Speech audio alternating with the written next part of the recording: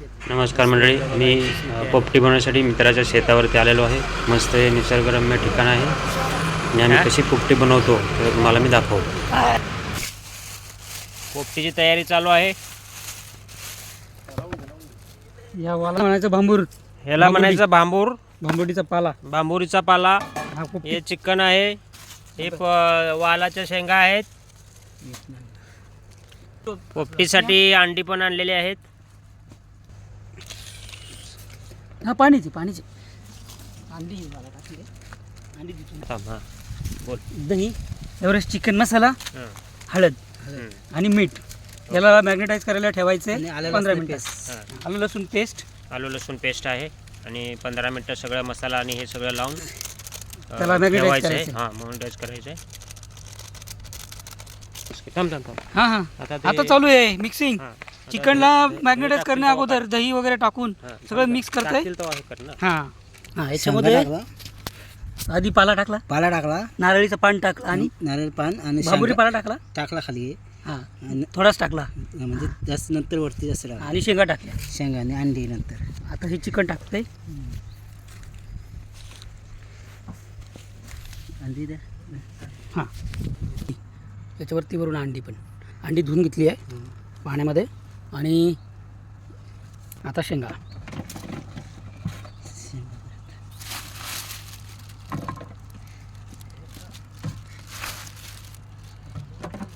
आता एक थर नारळाच्या पानाचा.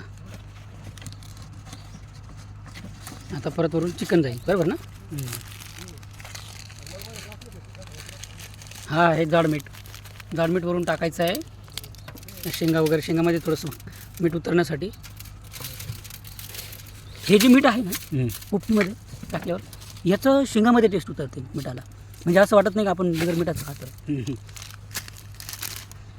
वरनं हा थर आला. आता भांबुरीचा पाला टाकणार. ओके.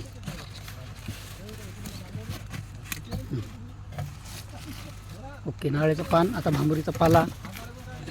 साईडनं भांबुरीचा पाला लावला तर साईडनं जळू नये म्हणून. पण पहिल्या थराला साईडनं काही नव्हतं असं. भांबुरीचा पाला खाली टाकलं आहे. खाली टाकला आहे. ओके.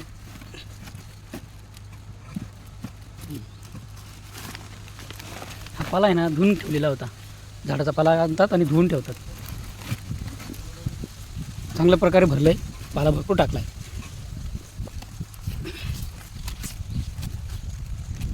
परत नारळाचं पान, सॉरी केळीचं पान, नारळाचं नाही केळीचं पान.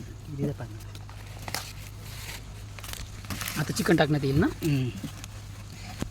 आता चिकन टाकण्यात येते केळीच्या पानावर. म्हणजे हे 2 थर लावलेले आहेत थोडक्यात ना. हे 2 थर एका डब्यामध्ये लावलेत. ॲक्च्युली माठामध्ये पण असंच लावतात खरंच ना. हो ना. ठीक आहे. तर त्याच्यात शेंगा दुसऱ्या थरावरच्या राहिलेल्या अर्ध्या शेंगा. टोटल किती होत्या शेंगा ह्या? 2 kilo. Okay. 1.5 kilo already use झाल्या आणि नंतर अर्धा किलोच्या आसपास शेंगा. आता वरून हे मीठ. परत शेंगा टाकल्या की लगेच मीठ टाकायचं. हे 1 किलो मीठ होतं का? 1 किलो मीठ. आणि परत वरून अंडी अंडी आणि चिकन हे मिक्स. असं थर लावत चालायचं. हे अशा प्रकारे आहेत. अशा प्रकारे अंडी आम्ही जनरली 1 डझन अंडी लावतात. आम्ही 18 लावली. अंडीमध्ये टेस्ट खूप उतरते भारी. आता परत या थरावर वरून परत केळीचं पान. केळीच्या पानावर परत भांबुरीचा पाला लावल्यानंतर तोंडावर पूर्ण पॅक करायचं आहे. हा खूप छान पद्धतीने कट मारला आहे डब्याला. एकदम पॅक करायचं आहे भांबुरीच्या पाल्याला तोंडावर. पॅक याच्यासाठी का तो बाहेर काहीच नाही निघालं पाहिजे. पोपटी भाजताना याला उलटं लावतात. याचं जे ओपनिंग आहे हे उलटं ठेवतात दगडांवरती, म्हणजे त्याची वाफ कोणते भाजण्यासाठी. आता हे शेवटी केळीचं पानने पूर्ण पॅक केलेलं आहे. फायनल पॅकिंग आहे. ओकेच. आणि हे जे दगडं आहेत ना ह्या दगडांवरती उलटा डबा ठेवायचा आहे उभा. आता पोपटी लावायचं काम चालू आहे. हे आमचे किशोर लावत आहेत.